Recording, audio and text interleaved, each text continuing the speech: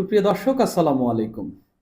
৩ August শহীদ মিনারে জাতীয় নাগরিক পার্টি এনসিপি যে সমাবেশটি করেছে বা গণজমায়েতটি করেছে, এর মধ্য দিয়ে দলটির এক ধরনের রাজনৈতিক চরম পরাজয় হয়েছে।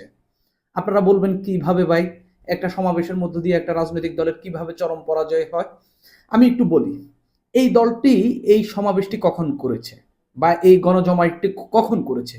তারা দীর্ঘদিন ধরে ঘোষণা দিয়ে আসছে তারা এই গণজমায়েতটি করবে, এই সমাবেশটি করবে। এর আগে তারা টানা ১ মাস দেশের সব কয়টি জেলায় তারা পদযাত্রা করেছে। পদযাত্রা করে তারা মানুষকে সম্পৃক্ত করেছে, তাদের রাজনীতির কথা বুঝিয়েছে।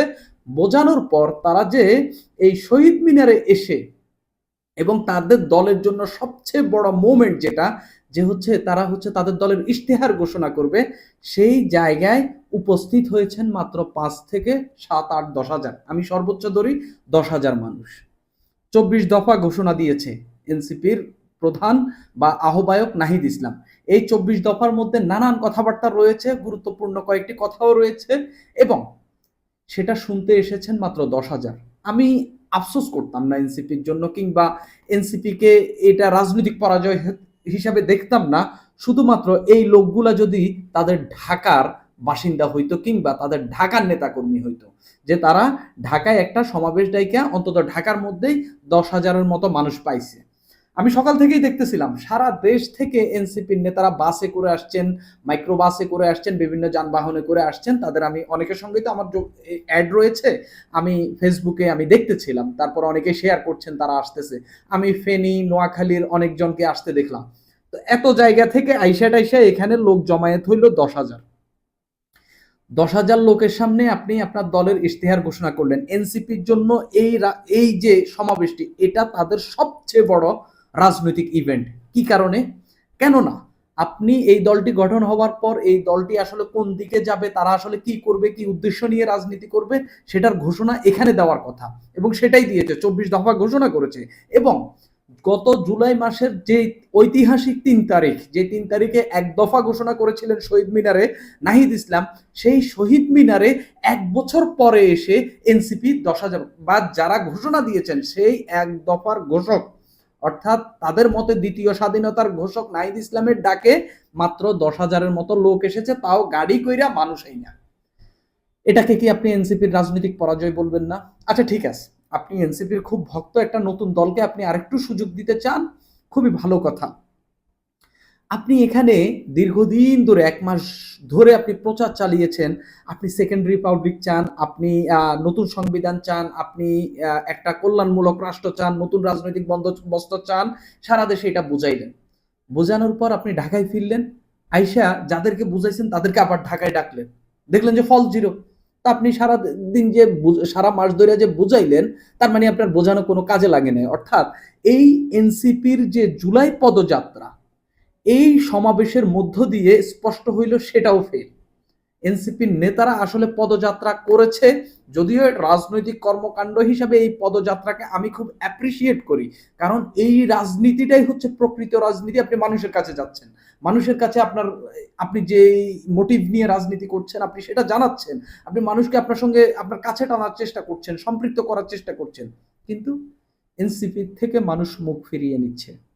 আপনি এতগুলা পদযাত্রা করলেন, এতগুলা জেলায় গেলেন, এত মানুষের সঙ্গে বৈঠক করলেন, সমাবেশ করলেন। উত্তরাঞ্চলের দিকে আমি দেখলাম এনসিপির নেতা কর্মীরা বিভিন্ন ক্ষুদ্র নৃগোষ্ঠীর আদিবাসীদের এলাকায় গিয়ে তাদের সঙ্গে কথা বলছে, তাদের রাইট নিয়ে কথা বলছেন।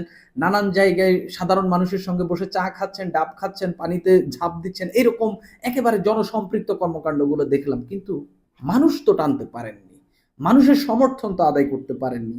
গেল এই যে ৩টা কারণ, যে আপনি পদযাত্রা করে আসলেন, তারপর আপনার জন্য সবচেয়ে রাজনৈতিক, আপনি একটা পলিটিক্যাল দল হিসাবে এই এই ইভেন্টটি এনসিপির জন্য অন্যতম রাজনৈতিক ইভেন্ট, সেই ইভেন্টে আপনি মানুষ টানতে পারেননি এবং আপনি সারা দেশ থেকে লোক এনেও শহীদ মিনার এবং ঢাকা বিশ্ববিদ্যালয়, সম্ভবত শহীদ মিনার তো হচ্ছে এই অনুষদের সামনে, ওইখানকার রাস্তাঘাটও ভরাইতে পারেননি।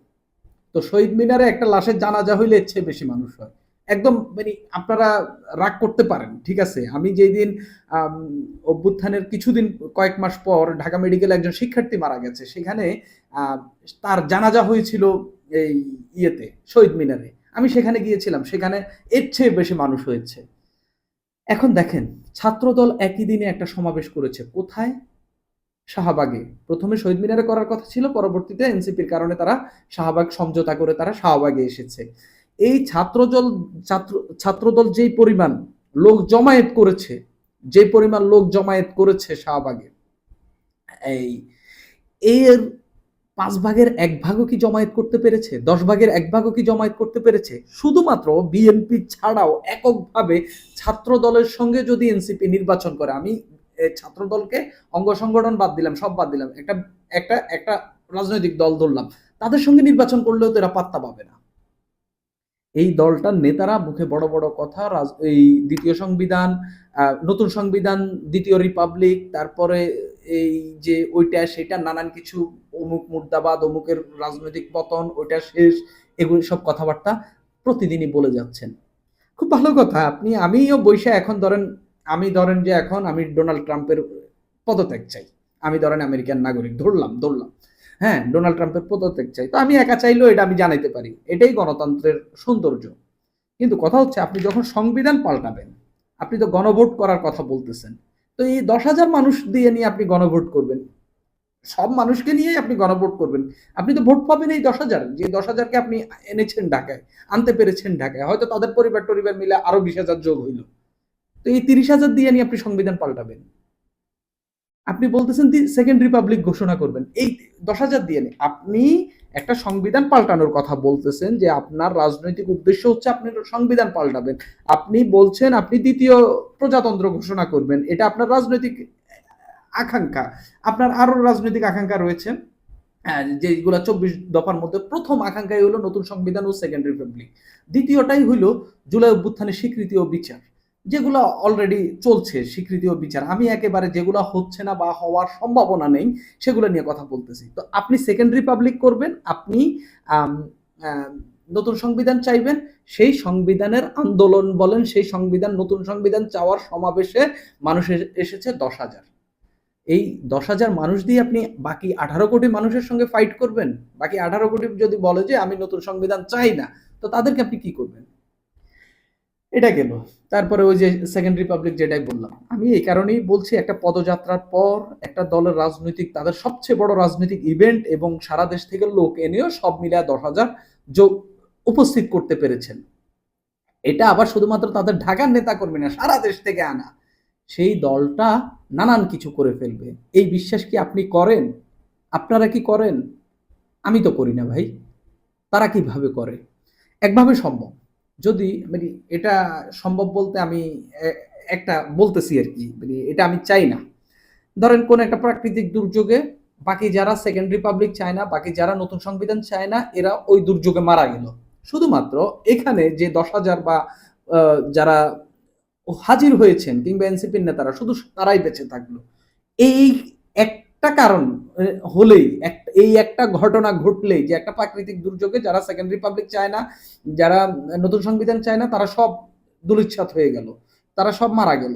বাকি শুধুমাত্র এই সমাবেশে যারা হাজির হয়েছেন তারা বেঁচে রয়েছেন। তাইলেই শুধুমাত্র নতুন সংবিধান এবং সেকেন্ড রিপাবলিক সম্ভব। এই ছাড়া আমি আর কোনো সম্ভাবনা দেখছি না। এই কারণেই আমি বলছি না, এত ভাবে ডেকে, এত গণসংযোগ করে, এত পদযাত্রা করে আপনি শুধুমাত্র ১০০০ মানুষ, তাও বাস ভাড়া টাড়া করে আইনা টাইনা ১০০০ মানুষ জমায়েত করতে পেরেছেন। এটাই আমি এনসিপির রাজনৈতিক পরাজয় হিসেবে দেখছি। এনসিপির আরেকটি পরাজয়, কিছুদিন আগে নাহিদ ইসলাম শিবিরকে কেন্দ্র করে একটা স্ট্যাটাস দিল, এখানে শিবিরের লোকজনও আসেনি। অন্তত শিবিরের লোকজন আসলে অন্তত আরো ১০০০ মানুষ বাড়ার একটা সম্ভাবনা থাকতো। পাশাপাশি এই সংখ্যক লোক দিয়ে যে তারা আসলে নির্বাচনেও সেরকম ভাবে ফাইট দিতে পারবে না, কিংবা কারোর সঙ্গে পেরে উঠবে না, এটা মোটামুটি স্পষ্ট হয়ে গেছে, এবং তাদের জনসমর্থনের বিষয়ে একটা ক্লিয়ার মেসেজ বাংলাদেশের মানুষ পেয়ে গেছে। ঘরে ঘরে আরো ২-৪ জন থাকলেও থাকতে পারে, কিন্তু এর বেশি সমর্থন এনসিপির আসলে নাই, আসলেই নেই, একবার বাস্তবিকভাবেই নেই। কারণ আপনি ঢাকার বুকে এরকম একটা সমাবেশের ডাক দিলেন, যখন আপনি এতগুলা গুরুত্বপূর্ণ ইভেন্ট সারা দেশে করে এসে আপনি ঢাকায় এই সমাবেশের ডাক দিলেন, সেখানে আপনি মানুষ পাচ্ছেন না। মানুষের বড় আকাল যাচ্ছে এনসিপির জন্য। পাশাপাশি যেটা আমি বলার চেষ্টা করেছিলাম, সারা দেশে এনসিপির কমিটি রয়েছে, যেভাবেই হোক তারা অনেক জায়গায় কমিটি দিয়েছে, অন্তত 200-র মতো কমিটি সম্ভবত তারা দিয়েছে, 150+ তো অবশ্যই। এই কমিটিতে, এইসব কমিটিগুলোতে তাদের যুবশক্তি রয়েছে, তাদের শ্রমিক উইং গঠিত হয়েছে, সবগুলা কমিটিতে অন্তত তাদের 10,000-এর বেশি নেতা রয়েছে।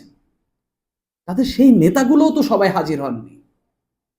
10,000 নেতা আসলে সঙ্গে একজন নেতা যদি 2-3 জন করে মানুষও নিয়ে আসতেন, এখানে মানুষের সংখ্যা হয়তো 30-40 হাজার, 50,000, সেটাও তো সম্ভব করতে পারেননি। বোঝেন, এনসিপির নেতারাও তাদের রাজনীতি করছে না। এটাই আমি এনসিপির একেবারে রাজনৈতিক পরাজয়, এক ধরনের দেউলিয়াত্ব, এবং তাদের শুধুমাত্র কথার মধ্যেই তাদের রাজনীতি সীমাবদ্ধ, আর কোনো দিকেই তাদের রাজনীতি ছড়াচ্ছে না। এই কারণেই আমি বলছি এদের রাজনৈতিক পরাজয় এই 3 আগস্টের যে সমাবেশ শহীদ মিনারে, সমাবেশের মধ্য দিয়ে হয়ে গেছে। সুপ্রিয় দর্শক, এখন এই পর্যন্ত।